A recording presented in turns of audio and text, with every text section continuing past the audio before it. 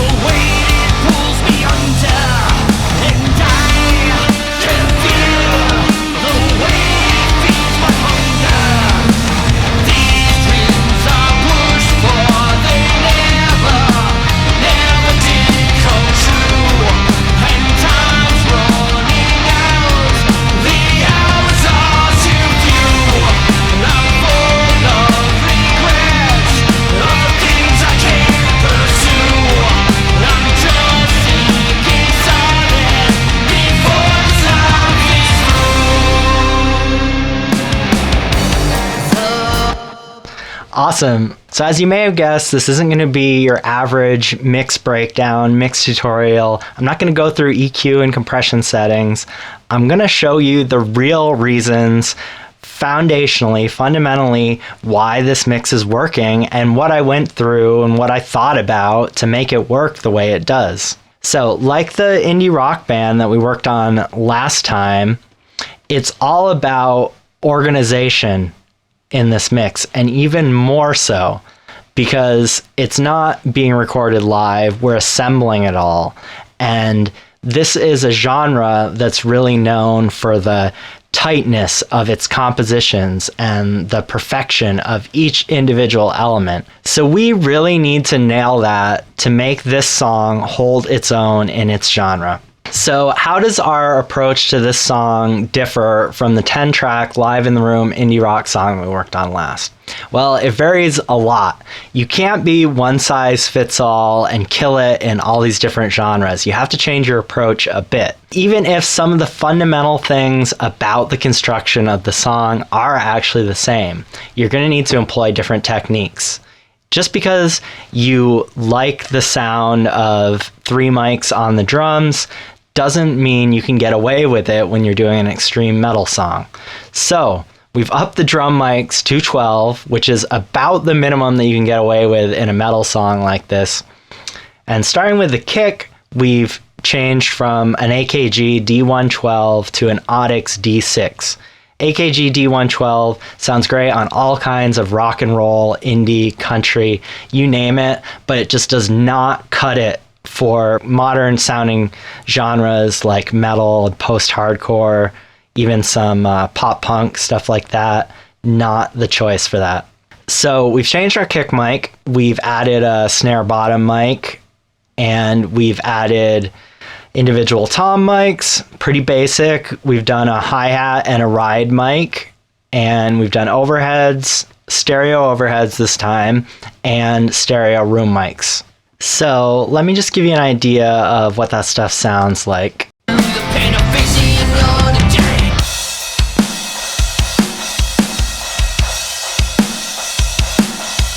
Here's our kick.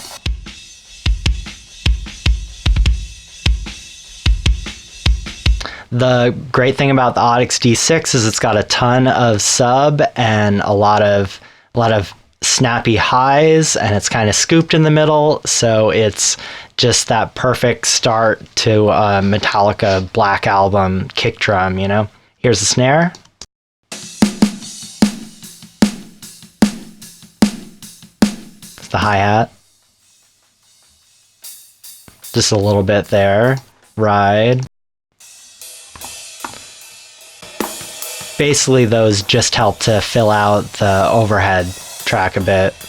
Now, I rarely use stereo overheads for most indie and rock and roll recordings that I do. I just feel like it's a bit of wasted information in a mix. There's so much bleed coming into the snare mic anyway that it all kind of goes to the center. But for doing metal and modern genres, I think it's a huge part of the sound is having that wide stereo spread. So it's important to do it. Lastly, here are the room mics.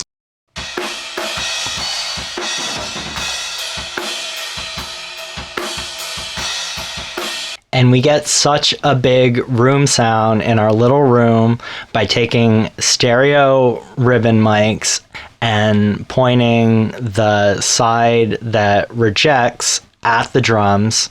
So the mics only have to be about 6 or 7 feet away from the drums, and they're rejecting the drums and they're hearing the sound of the drums reflecting off the walls. Then you just go ahead and you slam that with an 1176 compressor.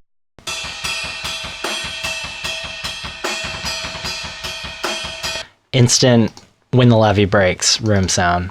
Okay, so let's talk about drum samples, because I think some of you astute listeners could tell that there's a shitload of them in this mix. So it's a very political topic. Some people are just religiously opposed to them. Personally, I don't use them in about 99% of my mixes, but that's only because I don't have the time to put them in. I love the sound of drum samples.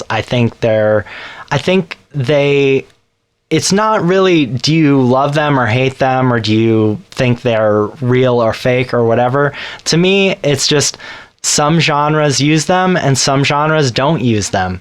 If I was doing like a Ray LaMontagne style song, if I put drum samples in it, it would sound wrong. But if I'm doing something like Avenged Sevenfold or something in the pop punk genre, it's going to sound very right, and it's going to sound very fitting to use those drum samples. There are some other reasons to use drum samples, and that is practically when you have a giant wall of guitars, it's really, really hard for any kind of acoustic drum sound to hold up to the level of attack that you would need to cut through that giant wall of guitars. It can be done, but it would have to come as a compromise of a change in balance. You'd have to dial back your guitars a little bit to make your drums be able to pop through again. Let me just illustrate that example. Here I've unhidden all those pesky drum samples, and I'm going to solo the drum track, and we're going to mute all the drum samples, and let's listen to those drums.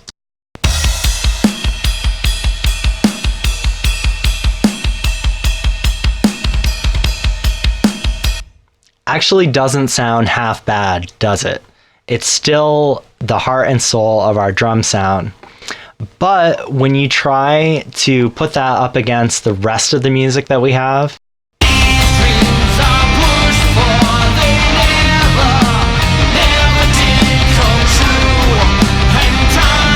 it becomes a little lacking. It doesn't hold up as much. Let's get those drum samples back in.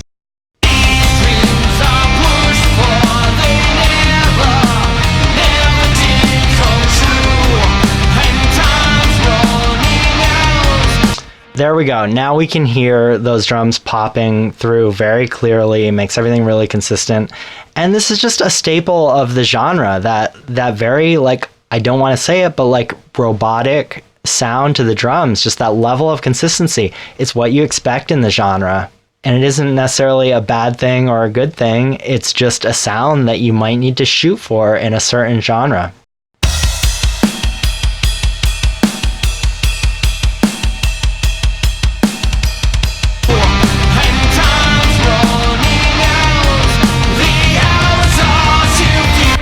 So the other thing you may be noticing is that I'm not using a drum replacement utility of any kind. These are all individual regions that have been copied and pasted in exactly the right phase coherent, sample accurate position. They're 100% transparent, and I've manually raised and lowered the dynamics exactly how I wanted them.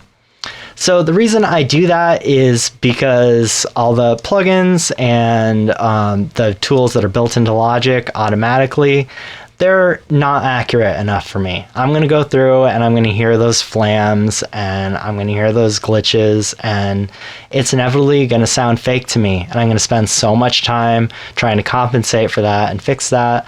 I decided that if I'm going to use drum samples, the only way that's going to be up to my standards is to copy and paste them in individually so they're 100% perfect. Now, that can be time consuming. So here is my top secret innovation for how I actually deal with that. So I've created a macro, and a macro is just an automatically repeated set of key commands that do a repetitive function to copy and paste those drum samples in. All right, so we tab to our first transient where we want to start copy and pasting samples into, and we trigger our macro. Let's do 24 of those and we'll watch it run.